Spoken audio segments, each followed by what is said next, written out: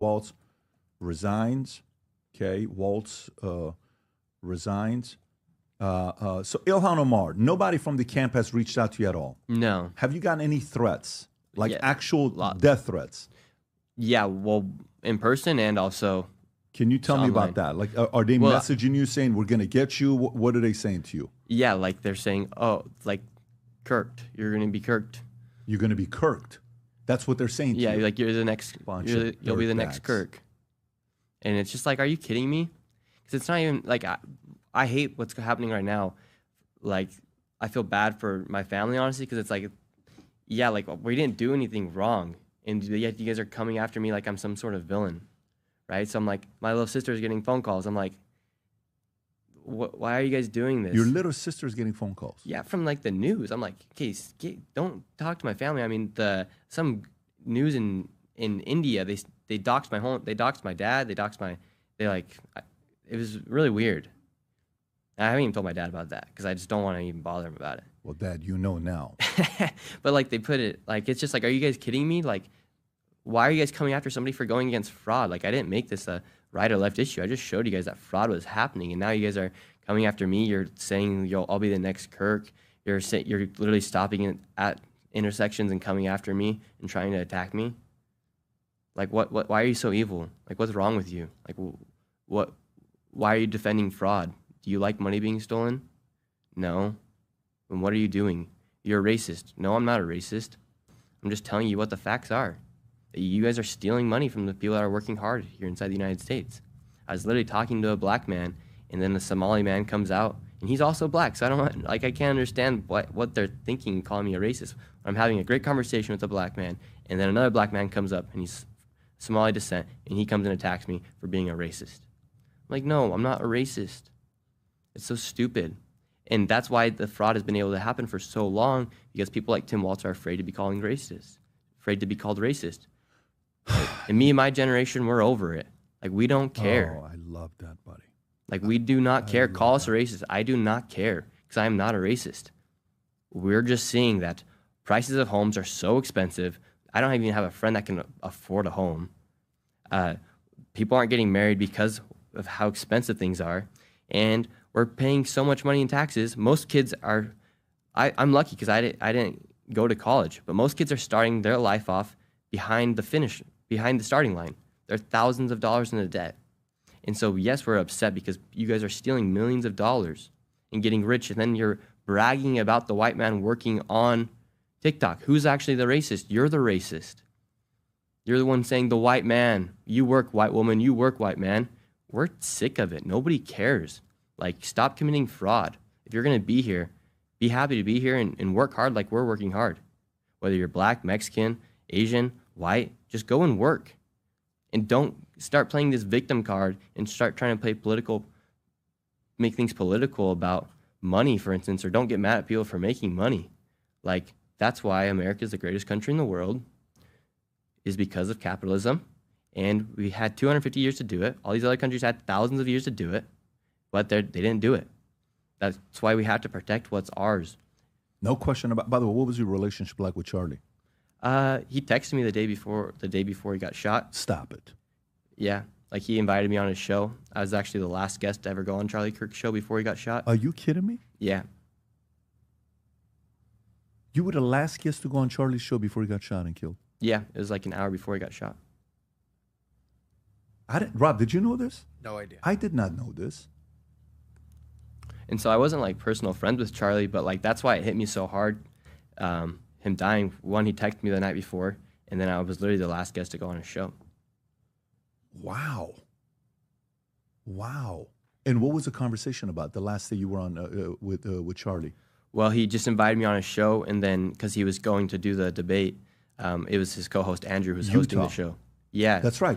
I'm from Utah too, and what's strange about me is I was supposed to be at that event, and I was gonna go do a live stream, and I was even gonna reach out to Turning Point to like be a part of it because I'm well known in Utah, and for some reason I decided to go back to New York, or else I would have been, who knows how close I would have been up on that stage, or if I was just in the crowd, but I would have been live streaming it.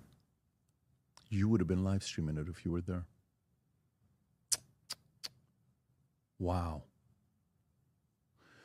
Who was Charlie to you? Yeah, I think he's just somebody that, similar to somebody like you, they have your back because you're also doing the same thing. So you have that mutual respect for him. And yeah, you might not have agreed with everything Charlie said, but if you think about what he did as far as the movement he created with Turning Point, I don't know if you were at AmFest last week, but it's amazing. Not last week, last year. It's amazing to see that even one person can gather 30,000 people for a convention in one weekend, right? And I think he's just more so just like somebody who's in the fight with you, speaking truth for what they believe and not standing down to anybody. Do you have any interest in investigating and finding out what happened there and who shot him? Like, do you have an opinion on that? I think it was Tyler Robinson. You think it was Tyler Robinson? For sure. I think so. Because I'm from Utah. The most violent protesters I've ever been around that I've been attacked by are people in Utah. Seriously? Yeah. Why is that? Well, in Utah, most of us are members of the Church of Jesus Christ. We're Mormons. We primarily support Trump, and we don't fall into the agenda of the LGBTQ+ because of our religion. You can do whatever you want, but for instance, in our religion, we believe that marriage is between a man and a woman. And so if you're anything that's not, if you're not a Christian, for instance, and you are in this mob mentality of Antifa, of these left-wing ideas where they think literally Trump's the devil or Charlie Kirk's a fascist. And so if you're inside of Utah and you're somebody who does not believe in that and you're not happy, you're in the worst place you could possibly be for yourself. And that's why people in Utah that's why the liberals are so crazy in Utah. And that's why there's been 2 political attacks in Utah this year. At No Kings protest, somebody got shot and killed. I was supposed to be at that as well. And they killed Charlie Kirk in Utah. Have you investigated to see who knows Robinson? Have you talked to anybody that knows him personally? Yes, because not that knows him personally, but I do have friends that live in St. George, and his family was in his ward, in his church. Mm-hmm. And so I think he was just some person who he left the church, and he became when somebody leaves the church for some reason, it becomes their whole personality typically, and they just become very anti-Mormon, and they just their whole mission is just their personality becomes I'm an anti-Mormon. What are you doing, being a member of the church? And so that's why he was so radicalized in a way where he got to the point where he literally thought he needed to kill Charlie Kirk. Wow. So he was previously an LDS. Yeah, I believe so. Okay. And his parents are still? I can't confirm. Got it. But I imagine so. Wow. They've left the state. They've left the state? Yeah, they're nowhere to be seen. Even the boyfriend, the transgender boyfriend, his family's left the state, I've heard too. The furry guy? Yeah. Wow. I hope where they win there's some fur because it's important to them. Yeah, so it's literally the worst spot for somebody to be if you're not a God-loving man who loves your family. Makes sense. And we're all in Utah. Most of us are all successful too. There's not that much poverty in Utah. Mormons are workers. It's the one thing. Mormons are workers. And this guy, obviously, the world, especially us, we want to know more of what happened with him. I want to get to the bottom of it, and I hope they eventually do, because it's causing a lot of uncertainty with certain people. But going back to this, Rob, you had one clip that you were going to play. Go back to that one clip right there. So this clip here is the freezing of the Minnesota. Can you tell us what this clip is, Rob? Yes, this is Minnesota State Representative Kristen Robbins. She talks about Tim Walz and his team actually being proactive in threatening to expose people as racist and Islamophobic if they expose any type of Somalian fraud in Minnesota. And who is she? She is a state representative for the state of Minnesota. And she's over the fraud committee. And so she's actually in my YouTube video talking about the fraud. She's in the Part 2 YouTube video? Yeah, her graphs that I showed in my first video are from her. So she connected all the dots. Yeah, she's the Minnesota Fraud Prevention Committee chair. Okay, got it. Go for it. We have dozens of credible whistleblower reports saying that exact same thing, that people were told not to say anything because they'd be called racist or Islamophobic or it would hurt the state. And so people tried to come forward but were shut down. And that protection of a particular community is what really allowed this fraud to flourish in Minnesota for years. But we have said very publicly that, yes, the bulk of the fraud we've discovered so far is in the Somali community, but some of our best whistleblowers are also in the Somali community. And it's really important that we get to the truth of this issue. And so by failing to call it out, we allowed it to continue, and that has hurt Minnesotans tremendously, taxpayers and our vulnerable citizens. Have you spoken to her at all? Yeah. You have? I spoke with her at the fraud committee meeting. This recent time when you went back, or the first time? The first time. Oh, the video at the end where you and the young African-American man are so she gave a speech, that lady at the fraud committee, and then that lady who I confronted, she was like, how are we going to build trust within our communities if we're talking about this? And I was like, all right, we're going to confront that lady. Yeah, that was very interesting at the end. So this is the there's end. Kristen Robbins right there in that red, right there. Okay, so that's her. Yeah. So this is it. We're at the end of this. Rob, you want to play this? Go back play it from right here, Rob. Republican representative showed charts showing exactly how this fraud has been committed and who is profiting and connecting all the dots. And while the Democrat representatives looked into the abyss, one of them spoke about how none of this is building trust and how this is a nonpartisan issue. So I went and confronted her after that. Yes, but He has some very valid questions to ask about what's going on here in Minnesota. And do you think this fraud I don't know who crosses? you are. My name is Nick Shirley. Do you think this fraud is Republican or Democrat, or just facts that fraud is happening? I think the fact that Because you're talking about it as a partisan issue. because that's what I heard you talking about. That I know what I said is that because what we're talking we want about to build trust, but fraud is fraud. So why should we be enabling fraud to happen here? No, I don't think anybody is enabling fraud to happen. Hold Governor Walz accountable for this. Okay, sir. No. This Sir, is not. sir. When are you going to hold Governor Walz? No. She is a representative for the state of Minnesota. Yes or no? Excuse me. Yes. Are you? If you're going to talk to me like Are that, you going to say to her, "I'm a disability advocate"? I heard you, and get you got a chance overstimulated. to testify. Thank you for testifying today. No. Ma'am, the facts are the facts that fraud is happening here, and it's not a nonpartisan issue. How come you think fraud has been able to happen so much underneath? I think if you've government been here. listening to our hearings, we've had now 10 hearings on this. And so there's really good data from the people who both work within the administration as well as who, both Democrat and Republicans. I think what you heard today is that the Republicans who control this committee are not actually interested in solving fraud. What they're interested in is telling a story. This fraud has happened underneath Democrat leader Tim Walz. There has been Medicaid fraud across the country under Democrats and Republicans. There's fraud within the Trump administration. We have is fraud.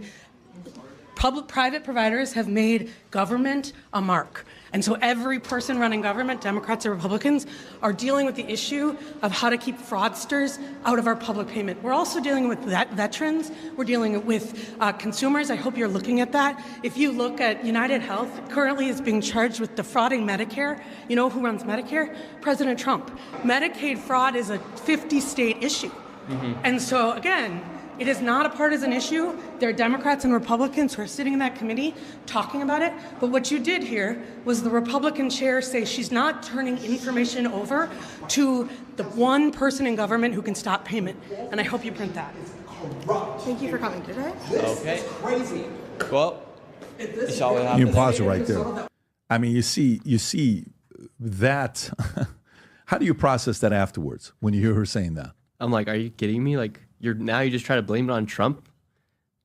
Like, can you not admit fraud? She literally admitted fraud was taking place right there. They all know fraud is happening in Minnesota. So why didn't they stop it? Yeah, I don't know. By the way, this is the poll on, where are we at on the poll with the podcast? Oh, wow. At 12,000, it's still at 49%. Well, let me go to X. Look what X is. X is even higher. The people who are on X are even more skeptical than YouTube. 63.7% think nothing's going to happen. 16% think he's going to get reelected. Only 7.5% think he's going to go to jail. On YouTube, 15% think he's going to go to jail. On X, 12.8% think he's going to resign. On YouTube, 23% think he's going to resign. I don't know. I don't know what's going to happen here, but the reality of it is he's exposed. What the U.S. government, have you spoken to anybody and asked them the question of what the U.S. government has the power to do to Walz and how that speed is going to be? Is it a slow process? Have you asked anybody these questions of what can happen to Walz? Not specifically about Walz, but I've asked him, like, how come, like, in the federal government, when we talk about, like, what's happening inside our states, why can't we just go in and solve the fentanyl issue, for instance? And pretty much this, like we're seeing how much power states actually have inside the government when Trump wants to go and clean up a state for crime, Right. and governors block it. Yeah. So you're seeing like how judges can quite literally block and postpone stuff so long to the point where a lot of stuff just doesn't even happen, or sometimes people probably get discouraged to the point it's like, why even try? And so, like I said before, I think they're just gonna have to come up with a case that's so solidified that when the evidence is provided, that they can't even, there's no debate for it. But what's worrisome is in Minnesota, they found a man guilty of $7 million in fraud. He was found guilty. The judge then reversed it after he had been found guilty. So like they're all in on this fraud. Like when have you ever seen somebody get committed for $7 million of fraud and then walk free after he was committed? This is the one right here. Minnesota judge slammed for returning conviction of a pair Yes, involved in conviction. Medicaid fraud. Yes. And this is yesterday. This is 2 days ago. Go a little bit lower, Rob. So $7 million. How much is just $7 million? Yeah, right there. A judge in Minnesota is currently facing back for overturning a conviction of over $7 million of a couple who were found guilty of misusing Medicaid funds to fund a rich lifestyle. Oh, Rob, is this the one with the cars and the houses and the travel and the luxury homes, or is that a different story? That's a separate story, but same fraud, same type of fraud, just different people, different perpetrators that were doing it. So this is not the same people. No. And where are they from that did this? Abdifa Yosef. Sounds like an American name. So if you want to see where our friend here is from, Abdifa, And go look to at the images. judges. It's like, why would she overturn that? I don't think that's him. Former Al-Shabaab Al-Shabaab. recruit turned witness to face deportation. Go back to that one right there. You found something interesting. Click on that. What date is that? Oh, that's 10 years ago. Former Twin City man who joined terror group in Somalia, later became a star witness for the United States government, will be released from prison on Thursday. I would not be surprised if that's the same man. If this is the same man. Like, But he isn't a free man. So Abdifa Yosef Asi is the first person to finish serving time for a terror-related charge as part of his expansive federal investigation to Al-Shabaab recruitment in Twin Cities. Because he is not a U.S. citizen, has been convicted of felony. Federal immigration enforcement officials took him into custody Thursday and into removal proceedings, said Ben Patak, said an immigration judge will hear. Rob, do you have the other story of the folks who used the money to... Let's see if I got it here. There you go. So Minnesota scammers spent kids' food aid on luxury cars, jewelry. This is December 12th News Nation story. If you have it, there you go. That's the one right this there. is funding or feeding our future. Yeah. This is feeding our future. Yeah. Text messages recovered by investigators depict individuals flaunting their wealth, including one photo showcasing a box containing $250,000 in cash. They used this money that was supposed to be used for feeding children to buy houses in Minnesota, resort property, and real estate in Kenya and Turkey, luxury cars, commercial property, jewelry, and much more. Former U.S. Attorney Andrew Luger said when announcing the indictments in September 2022. I mean, this is just insane at this point. And investigators also uncovered evidence of international money transfers with millions wired to accounts in China and Kenya. One text message instructed, please send $1,000 to Mogadishu, Bakara, referring to a market in Somalia previously controlled by Al-Shabaab, an Al-Qaeda affiliate. The location was also the site of the 1993 Black Hawk Down incident in which 18 U.S. service members were killed. Are you kidding me? Like we're funneling money and sending money to people who literally hate us. I don't know, man. I mean, what is the latest, Rob? What is the latest? Like, has anything even happened today? You know how the president has a reputation on Christmas Day to attack Nigeria and ISIS? You know, Trump hasn't said anything so far. He hasn't said anything? Not referring to my video, no. Zilch. Yeah, zilch. Why do you think? I think he's either coming up with something where it's so solidified where something major happens. And, I mean, Pam Bondi came out with what she said where over 90 people have been so far prosecuted, or they've gotten 90 people and 60 of them had admitted to fraud. But I don't 60 of them had admitted to fraud. Yes, found guilty. I don't know if that was of this week or if those were prior people, but I mean, I literally just threw the administration a layup to go in and really get people back on their side. Have you tweeted at them? Have you sent a tweet at Kash Patel and the president and Pam Bondi and just saying something like Mayor Suarez said?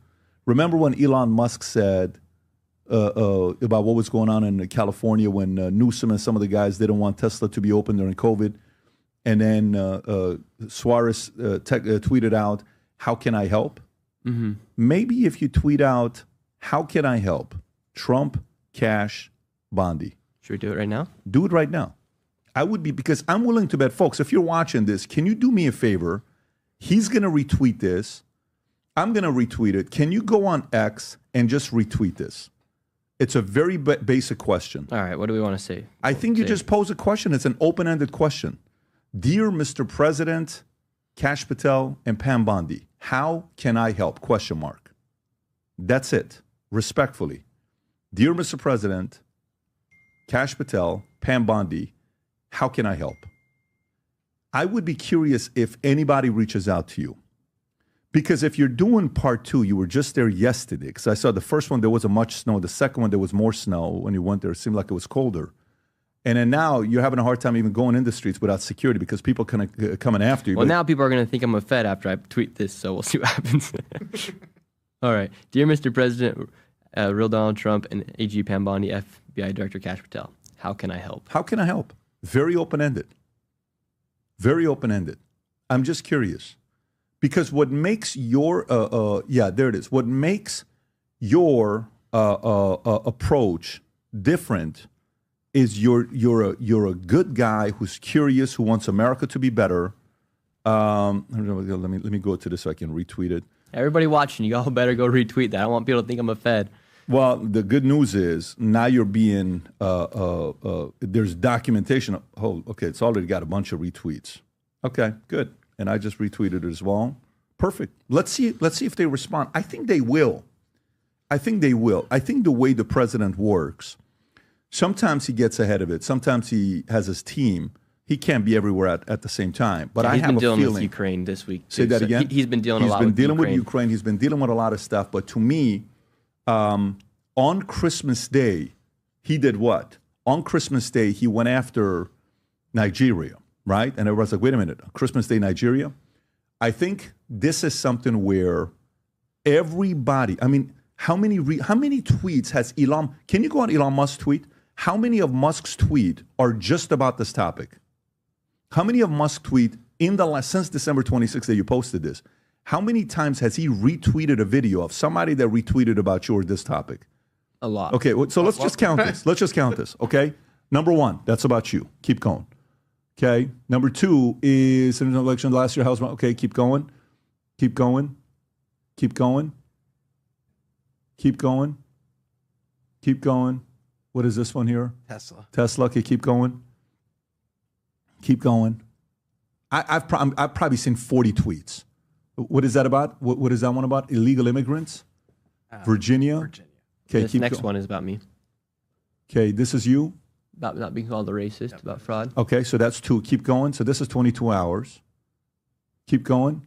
Scott Jennings, about you. Yep. Okay, because that's the investigation. Keep going. And this is Elon Musk. Okay, that's you. That's you. So keep going. So that's J.D. Vance and Elon. 5. That's also you. Keep going. That's 5 tweets already. Keep going. What is that? Illegal aliens? Fraud. Fraud. So that's 6. Keep going. You know, no, that's not. That's Tesla. Keep going. Rock. Keep going. Keep going. That's you. That's you. Okay, keep going. 7. 7 right there. So 8 right 8, there. That's about fraud. That's right. Keep going. And that's 13 hours. That's in the last 13 hours. Keep going. 7 and 13 hours. The guy that's got 230 million followers has tweeted 7 things about things that you influenced. That's it as well, right? Right there. 8. Yep. 8. Keep going. 9. That's 9. Bill Ackman. Fraud. 10. Okay. 11. That's 11. We got. That's it. That's which Bill one? The top. Ackman. Bill Ackman. 12. Keep going. So think about that. 12. 13. 13. We got to get past 24 hours. 13. Keep going. And this is Elon. This is not just anybody. That's 13. Keep going. That's fraud. That's fraud. 14. Fraud. 15. Somalia. SpaceX. We're at 19 hours. Keep going. 16. 16. There goes. 17. That's Somalia fraud. Tim Waltz. Ilhan Omar. Keep going. 18. 18. That's about me. That's 18. 19. Somalia fraudsters. 20. 20. By the way, we're at 16 hours, folks. Okay. 20. 20. Keep going. White hatred. That's white hatred up top. 21. This. Fraud. 22. There I am. 23. He's literally saying because fraudsters want to kill me. That's 24. 24. That's David. Legendary David. 25. 25. We're at 20 hours, by the way. 26. Okay. Keep going. 27. 27. 28. 28. We're at 19 hours. 29. 29. Oh, my God. 29. That's also 30. about you. 30. 31. Okay, we're at 20 hours, 31. That's 22. 32. Keep going. 33. 33. 33. 34. 34. 35. That's 35. That's 35. 36. 36. 37. 37. That's in 38. 21 hours. 38. 39. 39. Oh my goodness! Are you kidding me? I 40. didn't think it was this many in the last 24 hours. That's 40 in 24 hours. That's 41. The next one. 42. 43. 43. 44. 44. 45. 45. 46. Guys, this 40. That's for sure 46. 47. 23 hours. That's Minnesota. 48. That's 49. 49. 24 hours now because it's Boom. December 30th. 49. So you got 48 or 49 tweets of Elon. Can you go all the way to the top? How many followers Elon Musk has? Just go to his account. The man who bought Twitter October of 2022 with 231 million followers, as busy as he is running all these multi-billion-dollar companies, who is officially net worth is around 750 billion, decided to tweet 48 times on the topic of fraud in Minnesota and Somalians, something you started heavily that went viral on December 26th. Meaning, if a guy with his caliber is that interested, I have a feeling you ought to get a call from some folks at the White House saying, hey, how can you help? And a bunch of people are commenting below it. I think there needs to be more attention to this. I think people want to know what's going on. I think people want to know, will there be accountability? I think people want to know, what are the ways? Now, what if for you now, as an audience, the benefit that you have as an independent journalist, and by the way, if you guys are watching this, again, if you know anybody or any questions or anything and you want to support them, Connect them. Send him a Connect right now. Any contact information, anything you may have, you can Connect. We'll put his handle below as well, the QR code. But the question is going to be, what are the places? So one is you, what you're going to be doing next. Okay, so whether you go to California, whether you go to Ohio, whether you go to Pennsylvania, whether you go to New York would be a very interesting one if you go there. And I know it's probably not the safest place for you. Mandami also ran on opening up more childcare. He did? That's why I'm saying New York would be an interesting one. If you went over there under Mamdani and you did that, I'm sure that would be a lot of noise for him that he doesn't want to deal with. But California probably would love for you to go there. We obviously know the lady in Ohio, but this could be a very important role. And a bigger picture for me is how many other thousands of people that, of course, are maybe not going to do it at the levels you're doing it, but they're going to be going knocking on doors right now, and they're going to be saying, you got to be kidding me. Another person coming and asking these annoying questions. Well, people are learning in locations like Washington State. Homes inside neighborhoods are adult daycares. Oh, do you have that clip? That's Kent, Washington, right? This one Cam, right Go here. for it. Watch this. Shout out, Cam. Halauli Safia Child Care Center in Kent, Washington. It's a child care center. $863,000 since 2023. I don't see any signs right off the bat that it's a child care facility. There's no car seats, there's no children's toys, nothing like that. So we're gonna go in and we're gonna check it out.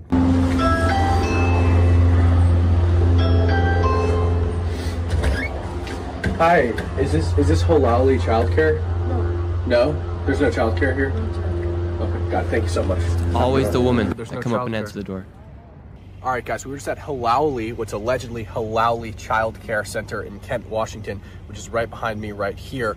We went up to the door, the exact address listed on the state website, receiving over $800,000 in 2023. They claim there's no child care here. A couple $100,000 for the cars. I went and tried to ask the neighbors if there was daycare there. Nobody answered, but I could see the people who lived in that house peeling the curtains back, because just like all of the other places, all the curtains were drawn, you couldn't see in or anything. They were peeling the curtains back and watching me as I walk around to the neighbors' houses, and they're scrambling and yelling, and I can hear them. What's up with that? Pretty weird. So I'm out of the field now. I'm back at the house, and I'm looking at this Halali Safia children's daycare on their government $800,000? webpage. And their licensed capacity is 9, just like the other place. And their total available slots, meaning the total amount of children they can take on, is 6. Meaning this daycare is only serving 3 children. I mean, I think it's likely they're not serving any children, considering they told me they're not a daycare. But at most, there could be 3 children being served by this place, and they're raking in $800,000 Unbelievable. since 2023. Can you imagine being I now pulled up one of their inspection Unbelievable. reports. Who wouldn't go Halali, into this business? And what you see is, again, short-term, long-term, serious and immediate risks. The government defines serious and immediate risks as risks that pose serious risk of injury, illness, or even death for children that attend these daycares. And this is the most recent inspection report with no indication that it's been corrected or fixed. And they're still raking in hundreds of thousands of dollars. I don't even understand how this is possible. A normal inspection report for one of these daycares is like 2 pages long. You can But stop look it at this. right It there, just Rob. goes. So this is now going to be a new business model of people going. So which means, imagine how many people that are not in Minnesota who are conducting the same exact scam in different markets have seen this and are now saying, hey, man, we better get legit quick because someone's going to come and knock on our doors. Exactly. Like people, they should be worried because there are so many of these all across the country, even in from Maine to Washington State, all the way across the country. There are thousands of these daycare centers. And me and you, we operate a business, right? Mine's my YouTube channel. Yours is this podcast and everything else you create. Who opens up a business thinking that we have to provide some sort of value to make a profit?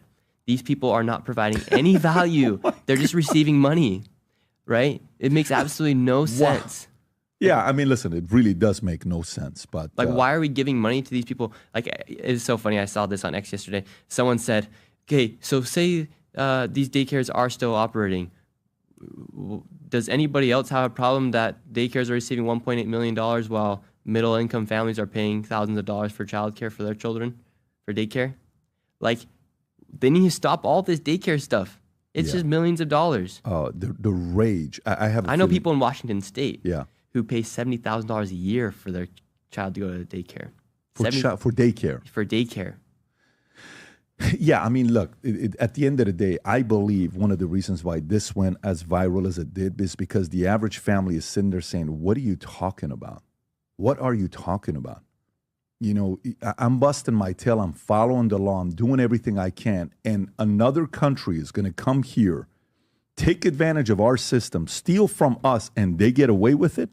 And a governor from Minnesota protects these people. How's that even possible? And then call us racist for calling it out. Yeah, and then calls racist for calling it out. Well, look, when is your next clip going to come out? Yeah, so I got to get home to be able to make it. Okay, you got to go home and edit.